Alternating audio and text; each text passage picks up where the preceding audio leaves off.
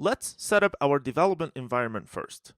We're going to have a Node web server, and we want to write React components for the front end, and we want our Node web server to render initial static HTML from our front end React components.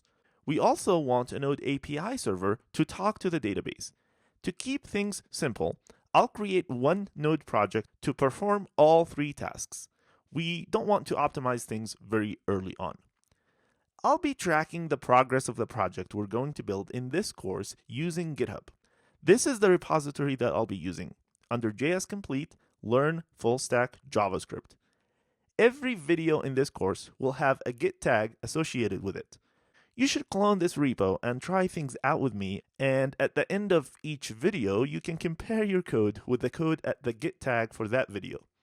This repo will also have a script to load some test data for us to start working with, and also all the CSS that I'll be using in this course so that you get the same look and feel of what we see here in the course.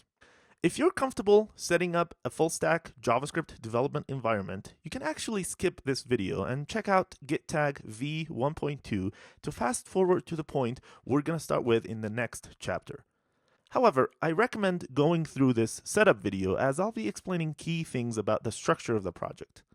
I've already cloned the course repo into my machine under this full.js directory.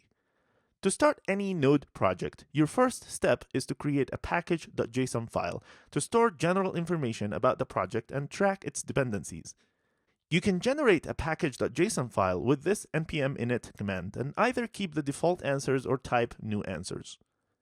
We have a package.json file, which means we can start documenting and installing our dependencies. I'll install them one by one here so that we talk about them as they install. We're going to have two types of packages. The main dependencies are the packages our code will use in production, and we'll have dev dependencies that are only used in a local development environment. Let's start with the main dependencies. To create a Node web server, we're going to use Express.js, so that would be our first dependency here. npm install --save express. The --save will write this dependency to package.json. Our database of choice for this course is MongoDB.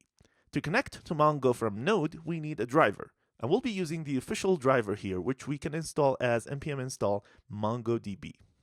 Note how I used shortcuts for install and --save because, well, I'm a lazy typer. Express and Mongo cover the main backend dependencies that we need. Our front end is going to be purely React and nothing else. So let's bring in React here with npm install React and React DOM. We use the React library to describe our user interfaces and the React DOM library to render those user interfaces on both the front end and the back end. We're going to introduce more dependencies later, but for now, this is a good start. Let's now install our dev dependencies, the first of which would be Webpack. Since we're going to be writing modular code everywhere, we need a tool to translate modular code into something that browsers understand today. Webpack is the most popular tool for that job.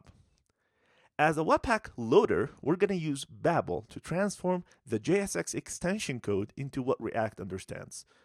We'll also use Babel to transform a few of the modern JS features that are not yet supported natively in all browsers.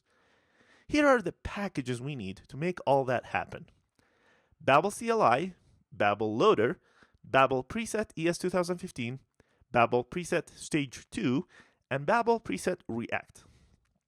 I'll explain how to use these presets in a little bit. When we change things in a Node.js project, a restart is required for the changes to be reflected in a running process.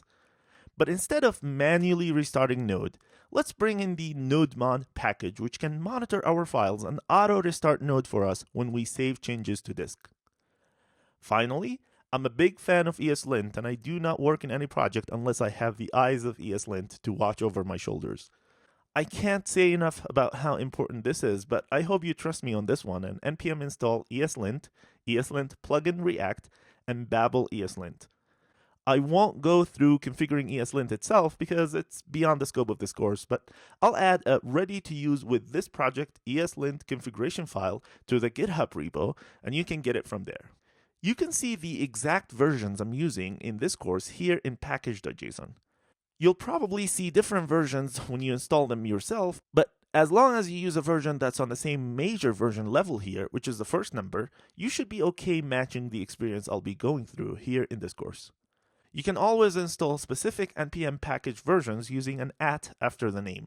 For example, to install this same Express version I'm using, you can do npm install express at 4.14.0. And of course, if you just copy my package.json file, you can install the exact same versions with an npm install command.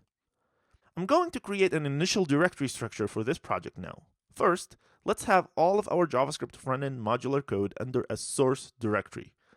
It's a popular convention to name this directory source because it will be the source of our generated working files. Another popular convention is to have a public directory to host our static assets like HTML, JavaScript, and CSS files that will actually be loading on clients. We're going to have Express serve these public files directly with its static middleware. Finally, let's create a directory for our backend API server. I'll add empty files to these directories so that I can commit them to the GitHub repo. An index.js file in the API directory, an index.html file in public, and an index.js file in source. The index name is usually used to reference the starting point in every directory. Let's now prepare some npm scripts. We will not be doing any automated testing in this course, although that's probably a very bad decision. But I trust that you know the value of writing tests for your code. Testing is a big subject by itself, and I'll probably have a course dedicated to testing Node and React applications, maybe after this one. The first script we need is to run the Node server, which I'll put in a server.js file. So our start script would be to node server.js. But since we want our code to work with Babel and NodeMon, we want to add a NodeMon execution wrapper and use Babel node instead of node. I'll also ignore the public directory from NodeMon watch, as changes there are usually driven by changes in the source directory. To transform the source files into a bundled file for the browser, let's have a dev script that fires the webpack command, using the -wd flags to also run in watch mode and development mode. We'll need to configure Webpack to work with our structure, which is a long story, but I'll copy the configurations here and talk about them. In this webpack.config.js file on the root level, we tell Webpack to start from the index file under the source directory and bundle all the modules we depend on inside that file into a bundle.js file under our public directory. Then for every file that ends with a .js, we want to run the Babel loader on it. The Babel loader will take care of transforming the non-standard JS that we'll be using, like JSX and ES 2015 modules, which are not yet supported natively in browsers. To configure Babel to work with our selected presets, we can add a .babelrc file on the root level and add the following code. This instructs Babel to use these 3 presets. React is used to transform JSX, and the other 2 presets for us to safely use JavaScript modern features and not worry about browsers that do not understand them. I picked stage 2 here because I think any proposal that makes it to the draft stage has a very high chance of getting finalized as is or with very small modifications. Finally, here's the promised ESLint configuration file, which you can find on the root level in the Git repo. With all these configurations out of the way, let me commit all the changes here and tag this point of the course as v1.2 to match the video number.